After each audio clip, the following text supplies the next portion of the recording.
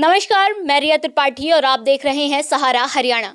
आज की हमारी इस खास बातचीत में हमारे साथ है डॉक्टर रमेश वर्मा, जिन्होंने जो कोवैक्सीन है उसका ट्रायल किया था। तो आज उनसे हम जानेंगे, क्योंकि जैसा कि आप लोग जानते हैं चीन में कोरोना वायरस की 4th लेयर आ चुकी है और जो 4 केस है भारत में भी देखने को मिले हैं। उसको देखते हुए प्रशासन ने और सरकार ने जो अलर्ट है वो जारी कर दिया है।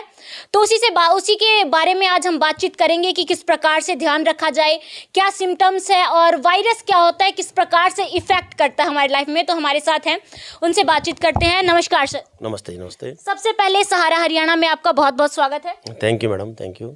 सर, सबसे पहले जानना चाहेंगे कि वायरस क्या होता है, किस प्रकार से हमारी बॉडी पे इफेक्ट करता है। वायरस को हिंदी में हम यूजुअली विषाणु बोलते हैं जी। बेसिकली इसकी कोई एंटीबायोटिक्स या कोई एंटीवायरल ड्रग्स नहीं आती।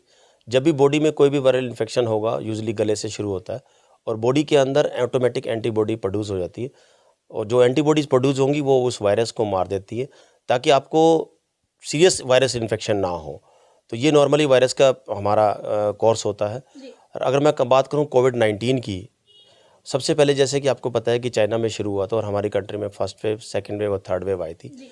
सेकंड वेव काफ़ी हाइक थी, उसमें काफ़ी लोगों की मौत भी हुई थी और काफ़ी लोग बीमार भी हुए थे। अब चाइना से जो रिपोर्ट्स आ रही हैं आजकल, जो वहाँ के एपिडेमियोलॉजिस्ट हैं या रिसर्चर हैं या साइंटिस्ट हैं, उनका ये मानना है कि हमारी कंट्री में एक ओमिक्रॉन टाइप का वेरिएंट आया है BF.7, जो बहुत तेज़ी से फैल रहा है। उसका एक साइंटिफिकली R0 एक वर्ड हम यूज़ कर लेते हैं। R0 का मतलब ये होता है कि एक इन्फेक्टेड बंदा नॉर्मल कितने आदमियों को फैलाएगा। जितने भी कोविड-19 की पहले जो पिछली वेव थी उसमें क्या था, जो कोविड-19 था 2 to 3% को इन्फेक्ट कर रहा था बाय द 1%, जिसको हम बोलते हैं R0। इसके अंदर ये देखा जा रहा है कि इसका 16 है R0। उसका मतलब ये होता है कि अगर कोविड ओमिक्रॉन किसी को पेशेंट को अगर किसी सब्जेक्ट को हो गया तो वो 100 नॉर्मल लोगों को फैला देगा। तो इसकी जो स्प्रेडनेस है, इसकी ट्रांसमिशन है, वो इतनी हाई है, इतनी जल्दी से फैल रहा है। चाइना वाले लोगों का कहना मानना ये है, उनका ये मानना है कि हमारे यहाँ फर्स्ट वेव आ गई है, सेकेंड वेव फर्स्ट वीक या सेकेंड वीक ऑफ जनवरी में आएगी और third week mid of the March आएगी।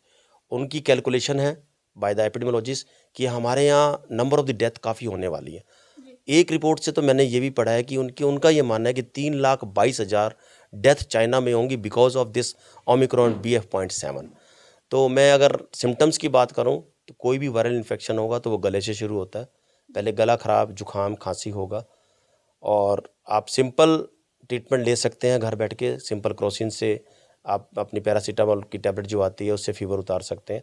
पानी का गर्म का सेवन कर सकते हैं और जितना हो सके अपना घर से बाहर ना निकलें ताकि लोगों को वायरल इन्फेक्शन ना हो। ये मेरा मानना है। जैसे कि कोरोना की लहर आई थी, अब दूसरी लहर की बात करें उसमें हानि बहुत हुई।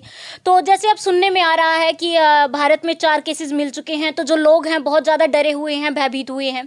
तो उनसे क्या कहना है, क्योंकि जो बचाव की प्रक्रिया है, किस प्रकार से उसका बचाव करें, वो सारी चीज़ वो डरे हुए हैं उसके लिए।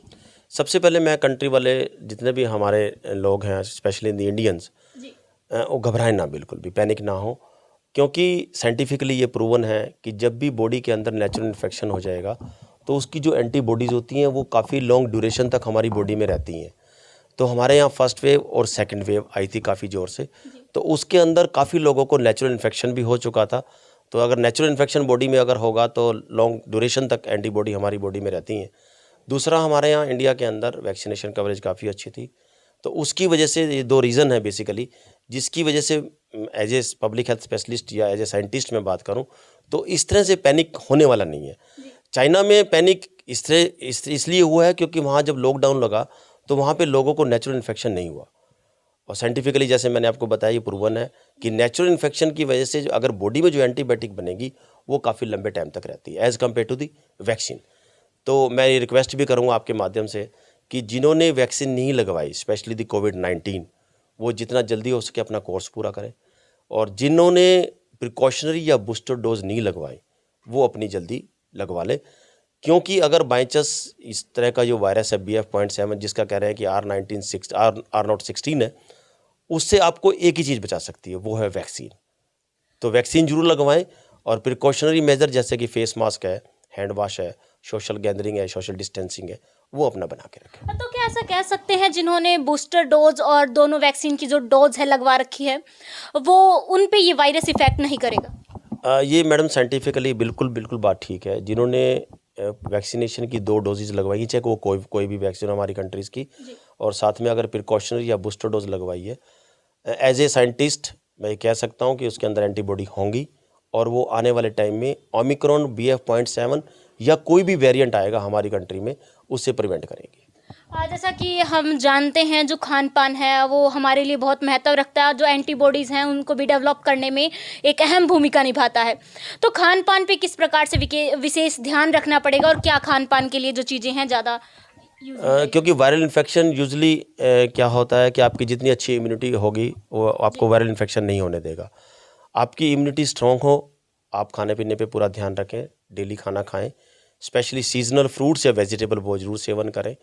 पानी कोसा जिसे कहते हैं हम वो पिएं या हल्का सा गुनगुना पानी पिएं, ताकि अगर वायरल इन्फेक्शन गले में है तो वो डिज़ोल्व हो जाए।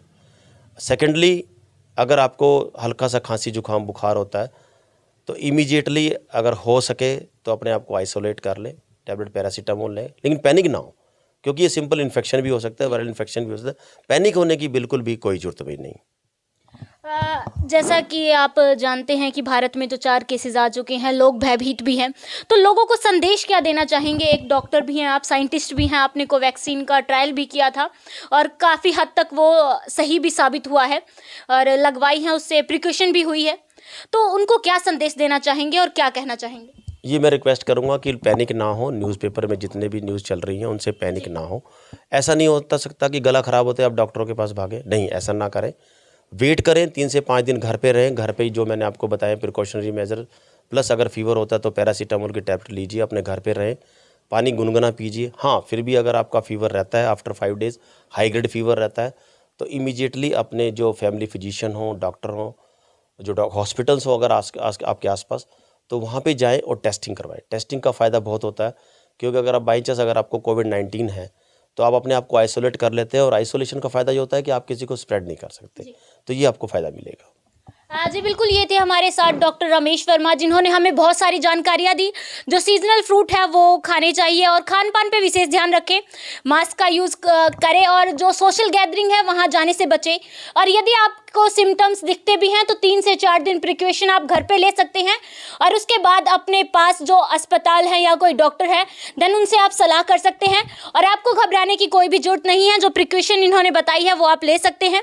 ऐसे ही और भी खबरों के लिए जुड़े रहिए हमारे साथ। जल्द ही मुलाकात होगी एक नई खबर के साथ। नमस्कार।